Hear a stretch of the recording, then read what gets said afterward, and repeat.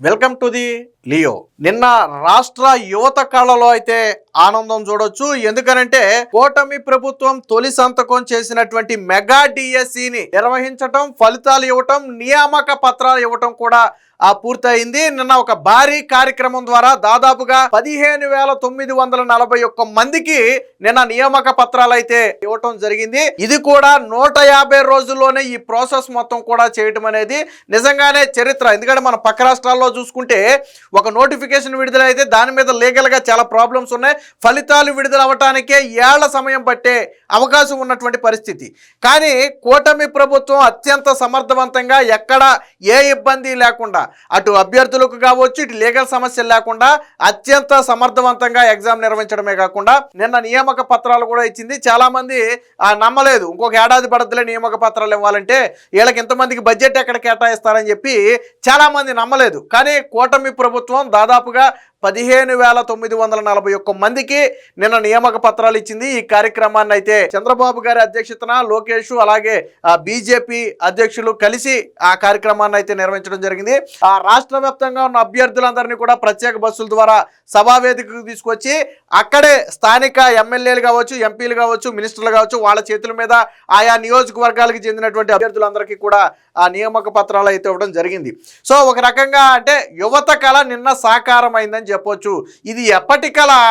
జగన్మోహన్ రెడ్డి ముఖ్యమంత్రి అయిన దగ్గర నుంచి ఎదురు చూసి చూసి చూసి చూసి కళ్ళు కాయలు కాసినాయి. 5 ఏళ్ల పాటు జగన్మోహన్ రెడ్డి పాలనలో చూశారు, ఇంకా రేపు డిఎస్సి వద్ద, రేపు డిఎస్సి వద్ద, రేపు డిఎస్సి వద్దని. కానీ జగన్మోహన్ రెడ్డి ఇవ్వాల. ఎందుకు ఇవ్వలేదంటే దానికి ఒక రీజన్ ఉంది. ఎందుకు ఇవ్వలేదు అంటే 2 విద్యాశాఖ మంత్రులు చేశారు, మళ్ళీ ఒకళ్ళు కాదు, ఆదిమూలం సురేష్, బొత్స సత్యనారాయణ 2 విద్యాశాఖ మంత్రులు. ఎందుకు ఇవ్వలేదు అంటే ఆ ఉపాధ్యాయ పోస్టులు భర్తీ చేయబోము అనే ఒక షరతుకు లోబడి ప్రపంచ బ్యాంకు దగ్గర అప్పు తెచ్చుకున్నారు. సరే 1000 కోట్లు వచ్చిందో 2000 కోట్లు వచ్చిందో మనకైతే తెలియదు. కానీ ఉపాధ్యాయ పోస్టులు భర్తీ చేయబోము అనేది గవర్నమెంట్ కుదుర్చుకున్నటువంటి అగ్రిమెంట్. సో ఆ అగ్రిమెంట్ ప్రకారం వారికి ఉపాధ్యాయ పోస్టులు భర్తీ చేయలా, ఇవాళ ఇస్తాం రేపిస్తాం అని చెప్పి దిగిపోయే ముందు ఇంకా 6 నెలలు 5 నెలలు కూడా లేకుండా రేపో మాపో ఎన్నికల నోటిఫికేషన్ వస్తుందన్న సమయంలో 6,100 పోస్టులకు డిఎస్సి నోటిఫికేషన్ విడుదల చేశారు.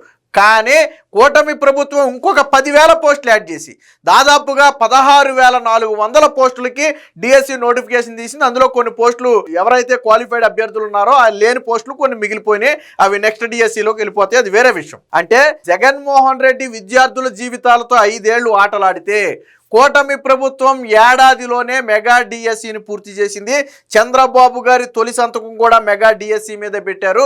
ఎందుకు పెట్టారు అంటే ఆ రోజు నారా లోకేష్ గారు యువగళం పాదయాత్ర సమయంలో నిరుద్యోగుల కష్టాలు చూశారు.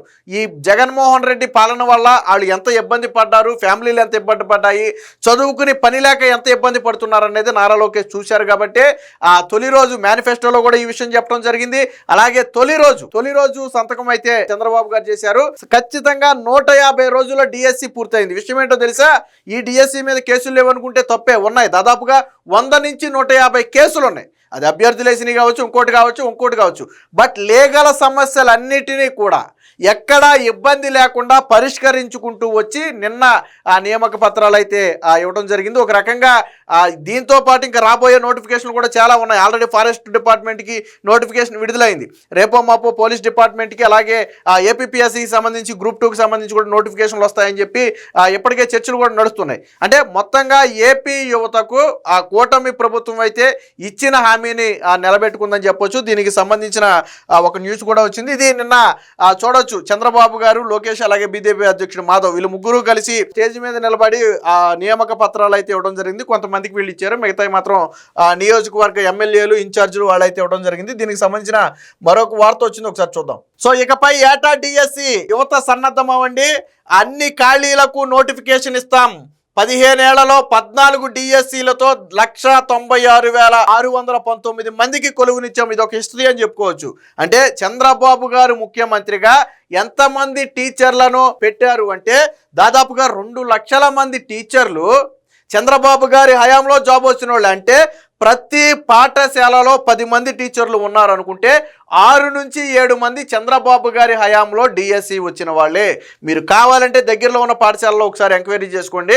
మీరు ఎవరి హయాంలో మీరు జాబ్ కొట్టారు, ఎవరు సీఎంగా ఉన్నప్పుడు మీకు డిఎస్సి వచ్చిందంటే చంద్రబాబు గారి పేరే వినపడద్దు. అంటే విద్యా వ్యవస్థకు పెద్దపీట వేసింది చంద్రబాబు గారే అనటానికి ఇదే నిదర్శనం. చంద్రబాబు గారు అధికారంలో ఎంత ఉన్నారో ఆయనతో సమానంగా ఇతర పార్టీలు కూడా అదే సమయంలో అధికారంలో ఉన్నాయి. అంతే సమయంలో చంద్రబాబు గారు మధ్యలో 10 ఏళ్ల పాటు ప్రతిపక్షంలో ఉన్నారు, మొన్న ఒక 5 ఏళ్ళు ప్రతిపక్షంలో ఉన్నారు. సో అంటే అయినా కానీ ఈ స్థాయిలో పోస్టులు ఎందుకు భర్తీ కాలేదు అంటే వారెవరూ కూడా విద్యకు పెద్దపీట వేయలేదు, విద్యను నిర్లక్ష్యం చేశారు. ఉపాధ్యాయ విలువను గుర్తించిన ఏకైక వ్యక్తి, ఉపాధ్యాయులను నియమిస్తే విద్యార్థుల భవిష్యత్తు మారుతుంది, పాఠశాలలు బాగుంటే రేపు రాష్ట్రం బాగుంటుంది, దేశం బాగుంటుందని ఆలోచించిన ఏకైక నేత చంద్రబాబు గారు.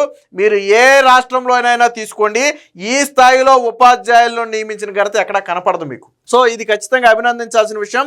ఇక మెగా డిఎస్సితో 15,941 ఉద్యోగాలు భర్తీ చేశాం. వాస్తవానికి 16,000 చిల్లర పోస్టులు, కొన్ని పోస్టులు మిగిలిపోయినాయి. ఇవి నిన్న వచ్చినటువంటి మొత్తం అభ్యర్థుల సంఖ్య. విలువలతో కూడిన విద్య అందించాలి, కొత్త ఉపాధ్యాయులకు నియామక పత్రాల పంపిణీలో సీఎం చంద్రబాబు గారు అని చెప్పి ఇవన్నీ కూడా వారి నియామక పత్రాలు. ఏయో చంద్రబాబు గారికి లోకేష్ గారికి ఫ్లెక్సీలు బ్యానర్లు పట్టుకున్నారనుకుంటే తప్పు, ఇవన్నీ వారి నియామక పత్రాలను ఎత్తి చూపుతున్నారు. సో దానికి సంబంధించిన ఫోటో ఇది. సో మెగా డిఎస్సిలో ఉపాధ్యాయురాలుగా ఎంపికైనటువంటి కరుణ కుమారికి నియామక పత్రం అందిస్తున్నటువంటి చంద్రబాబు అక్కడ చూడొచ్చు. రాష్ట్రంలో ఇకపై ఏటా డిఎస్సి నిర్వహిస్తామని, ఎన్ని ఖాళీలు ఉంటే అన్నిటికీ నోటిఫికేషన్ ఇస్తామని ముఖ్యమంత్రి చంద్రబాబు ప్రకటించారు. విద్యాశాఖను ఎట్టి పరిస్థితుల్లోనూ నిర్లక్ష్యం చేయబోమని, నిరుద్యోగులు సన్నద్ధం అవుతూనే ఉండాలని సూచించారు. మెగా డిఎస్సితో ఉద్యోగాలు పొందిన అభ్యర్థులకు గురువారం అమరావతిలో ఏర్పాటు చేసిన కార్యక్రమంలో ఉపాధ్యాయ నియామక పత్రాలను అయితే అందించారు. ఈ సందర్భంగా సీఎం మాట్లాడుతూ 15 సంవత్సరాలలో 14 డిఎస్సీలు పెట్టి 196,619 మందికి ఉద్యోగాలు ఇచ్చింది నేనే. మెగా డిఎస్సిపై తొలి సంతకం చేసి 15,941 ఉద్యోగాలు భర్తీ చేశామని చెప్పారు. ఆ తర్వాత సూపర్ 6 గురించి కూడా మాట్లాడటం జరిగింది. విషయం ఏంటంటే ఇప్పుడు 15,000 మంది 16,000 పోస్టులు భర్తీ చేశారు. కానీ ఇక నుంచి ప్రతి ఏటా పోస్టులు భర్తీ చేస్తూనే ఉంటారు. ఆ ఏడాదికి 5,000 పోస్టులు ఉండొచ్చు, 10,000 పోస్టులు ఉండొచ్చు, 2-3 పోస్టులు ఉండొచ్చు. బట్ ఎన్ని పోస్టులు ఉన్నా విద్యాశాఖలో ఖాళీ అనేది లేకుండా ప్రతి ఏటా భర్తీ చేస్తామని చెప్పారు. అలాగే త్వరలోనే టెట్ కూడా నిర్వహించబోతున్నట్టుగా నారా లోకేష్ గారు చెప్పారు. దానికి కూడా ప్రిపేర్ అవ్వాలని చెప్పారు. అలాగే ఇప్పుడు మిగిలిన పోస్టులతో పాటు వచ్చే ఏడాదికి యాడ్ అయ్యే పోస్టులతో కలిపి మళ్ళీ డిఎస్సి అంటే నిరుద్యోగులు ఎవరూ కూడా నిరుత్సాహపడొద్దు. ఇప్పుడు జాబ్ రాని వారికి మళ్ళీ అవకాశాలు ఉన్నాయి. ఇక నుంచి కూటమి ప్రభుత్వం ప్రతి ఏటా డిఎస్సి తీస్తుందని ఒక హామీని అయితే ఇవ్వడం జరిగింది. ఇదే హామీని ప్రతి జనవరి 1కి ఉద్యోగ క్యాలెండర్ అని చెప్పి జగన్మోహన్ రెడ్డి మోసం చేశాడు. జగన్మోహన్ రెడ్డి ప్రతి జనవరి 1కి ఉద్యోగ క్యాలెండర్ని దాదాపు 5 ఉద్యోగ క్యాలెండర్లు విడుదల చేయాలి.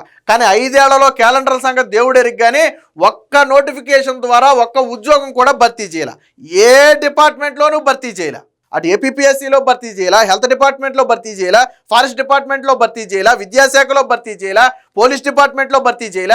జగన్మోహన్ రెడ్డి 5 ఏళ్ల పాటు ఒక ఉద్యోగం ఇవ్వాల. బహుశా యువతకు ఉద్యోగాలు ఇస్తే వాళ్ళందరూ ఆర్థికంగా బలపడితే, కుటుంబాలు ఆర్థికంగా బలపడితే జగన్మోహన్ రెడ్డిని విశ్వసించరు అనుకున్నాడో ఏమో తెలియదు. కానీ పాపం యువత మొత్తానికి తీవ్ర ద్రోహం అయితే చేశారు. దీనికి సంబంధించిన మరొక వార్త కూడా ఉందో, ఒకసారి చూద్దాం. యువత ముఖాల్లో ఆనందం చూడాలనే డిఎస్సిపై తొలి సంతకం. ఒక అభ్యర్థి అడిగిన ప్రశ్నకు గాను చంద్రబాబు గారు అయితే సమాధానం ఇచ్చారు. ఎందుకు మీరు తొలి సంతకం డిఎస్సి పైనే పెట్టాలి అనుకున్నారు అన్న సందర్భంలో యువత ఎంత 5 ఏళ్ల పాటు ఎంత నిరుత్సాహానికి గురయ్యారో నాకు తెలుసు. నారా లోకేష్ యువగళం పాదయాత్ర సందర్భంగా దీన్ని కళ్ళారా చూశాడు. కాబట్టి యువత కళ్ళలో ఆనందం నింపాలనే ఉద్దేశంతోనే రాష్ట్రంలో అనేక అంశాల మీద తొలి సంతకం చేసే అవకాశం ఉన్నప్పటికీ మెగా డిఎస్సి మీదే తొలి సంతకం ఎందుకు చేశారు అంటే అందుకే చేశానని చెప్పి నిన్న చంద్రబాబు గారు అయితే చెప్పడం జరిగింది. అలాగే అడిగిన ప్రశ్నలకు కూడా అంటే నిన్న కొన్ని స్టోరీలు కూడా వచ్చాయి. వాస్తవానికి ఒక అభ్యర్థి నిన్న డిఎస్సి ఉపాధ్యాయురాలైంది.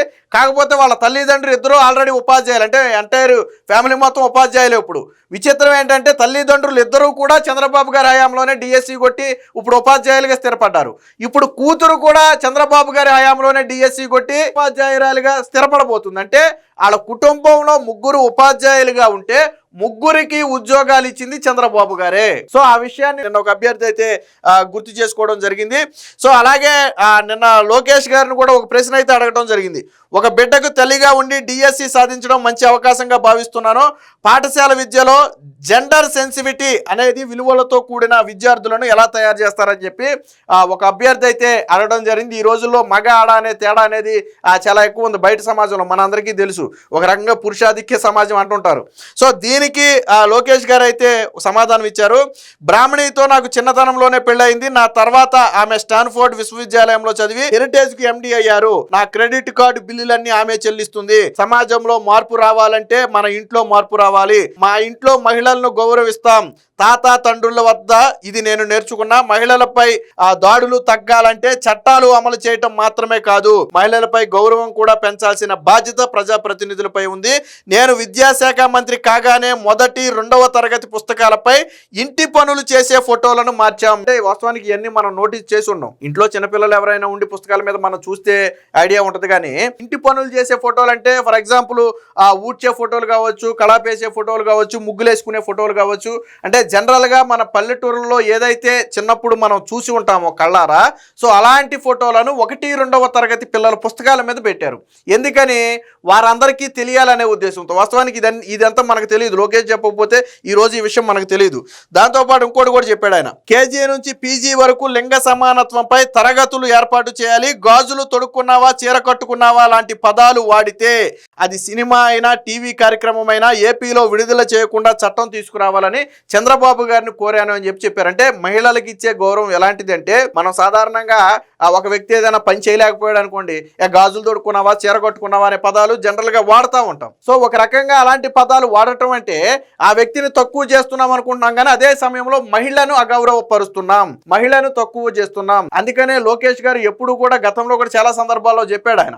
రోజా కూడా ఒకప్పుడు చీర సారే పంపుతానంటే పంపు, నేను మా అమ్మకి ఇస్తానని చెప్పాడు ఆయన. సో అంటే అలాంటి పదాలు ఒకరైనా వాడితే, వాస్తవానికి ఇలాంటి పదాలు పూర్తిగా బ్యాన్ చేస్తే సో ప్రజల్లో కొంత అవేర్నెస్ వస్తుంది. అందుకని అలాంటి పదాలను వాడినటువంటి సీరియల్స్ కావచ్చు, సినిమాలు కావచ్చు, రాష్ట్రంలో ఎట్టి పరిస్థితుల్లో విడుదల చేయకూడదని ఒక చట్టాన్ని కూడా తీసుకురావాలి.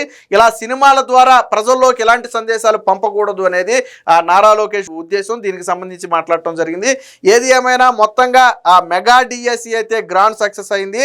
జగన్మోహన్ రెడ్డి 5 ఏళ్ల పాటు చేయలేని పనిని కూటమి ప్రభుత్వం గట్టిగా 15 నెలల్లోనే చేసింది. బట్ డిఎస్సి ఎంటైర్ ప్రాసెస్ అంతా కూడా గట్టిగా 4 నుంచి 5 నెలల్లోనే జరిగింది. కేవలం 5 నెలల్లోనే ఎటువంటి ఇబ్బందులు లేకుండా నోటిఫికేషన్ దగ్గర నుంచి ఎగ్జామ్ కండక్ట్ చేయడం, ఫలితాలు విడుదల చేయడం, కీ సరి చేయడం, ఆ తర్వాత లీగల్ ఇష్యూలు సరి చేయడం, ఇప్పుడు నియామక పత్రాలు ఇవ్వటం, ఇవన్నీ కూడా కేవలం 150 రోజుల్లోనే కూటమి ప్రభుత్వం అయితే పూర్తి చేసింది. ఎవరైతే ఉద్యోగాలు సాధించారో వారి కావచ్చు, వారి కుటుంబాలు కావచ్చు, ఈరోజు ఎంతో ఆనందంతో ఉన్నాయి. ఏది ఏమైనా మొత్తంగా త్వరలో మరొక డిఎస్సి కూడా రాబోతుంది, టెట్ కూడా రాబోతుందనే అంశాన్ని నిన్న స్వయంగా వారే ప్రకటించిన నేపథ్యంలో అభ్యర్థులు ఎవరు కూడా నిరాశపడాల్సిన అవసరమే లేదు.